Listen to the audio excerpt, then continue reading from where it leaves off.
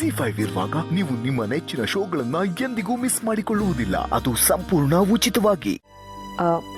ಪಾಪು, ಅವನ ಕೆಲಸ ಏನಾಯ್ತು?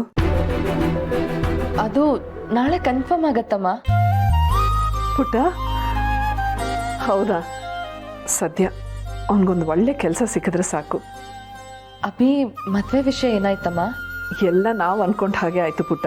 ಜನಾರ್ದನ್ ಅವರು ಒಪ್ಕೊಂಡ್ರು. ಶೂನ್ಯ ಮಾಸ ಮುಗಿದ್ಮೇಲೆ ಮದುವೆ. ಇಲ್ಲಿ ಮದುವೆ ತಯಾರಿ ಶುರುವಾಗಿದೆ.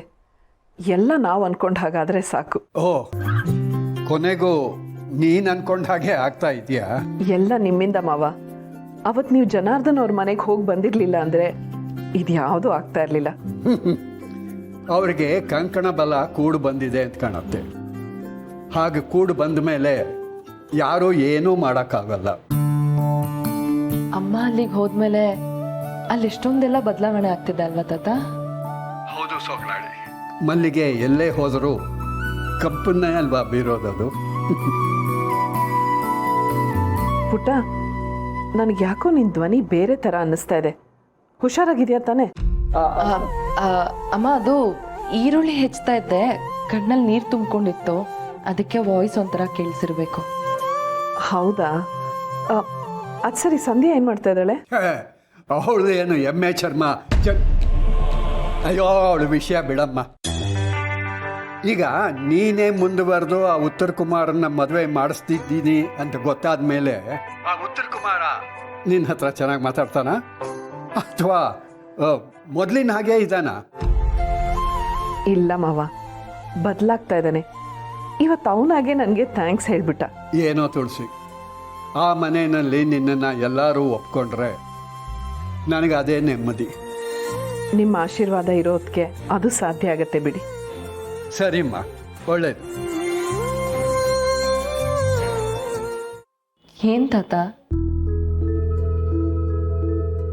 ನಿನ್ನ ಜಾಗದಲ್ಲಿ ಬೇರೆ ಯಾರಾದರೂ ಇದ್ದಿದ್ರೆ ತಾವೇ ಫೋನ್ ಮಾಡಿ ನಿನ್ನ ಮಗಳು ನನ್ನ ಒಡವೆನೆಲ್ಲ ಕದ್ದಿದ್ದಾಳೆ ಅಂತ ದೂರು ಕೊಟ್ಟಿರೋಳು. ನೀನು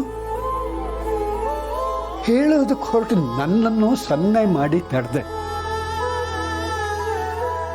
ಇಂಥ ಅಪರಂಜಿನಮ್ಮ ನೀನು.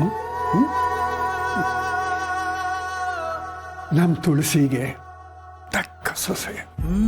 ತಾತ, ಅಮ್ಮಂಗೆ ಆ ಮನೆಯಲ್ಲೇ ಸಾಕಷ್ಟು ಸವಾಲ್ಗಳಿದೆ. ಇನ್ನು ನಾನು ಫೋನ್ ಮಾಡಿ ಈ ವಿಷಯದ ಬಗ್ಗೆ ಹೇಳಿ ಅವ್ರಿಗೆ ಯಾಕೆ ತೊಂದರೆ ಕೊಡ್ಲಿ? ಇಷ್ಟಕ್ಕೂ ಈ ವಿಷಯದಲ್ಲಿ ಅವ್ರದ್ದೇನು ತಪ್ಪಿದೆ ಹೇಳಿ? ಹೌದಮ್ಮ, ತುಳಸಿ ಅಂತ ಸಾಧ್ವಿಗೆ ಯಾಕಿಂಥ ಮಗಳು ಹುಟ್ಟಿದ್ಲು?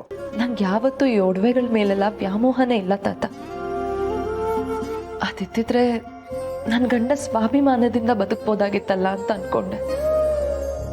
ಆದ್ರೆ ಅದಾಗ್ಲಿಲ್ವಲ್ಲ, ಅದಕ್ಕೆ ಸ್ವಲ್ಪ ನೋವಾಗ್ತಿದೆ ಅಷ್ಟೆ. ಏನೋ ಒಂದು ದಾರಿ ಹುಡ್ಕೋಣ, ನೀನು ನೊಂದ್ಕೋಬೇಡ.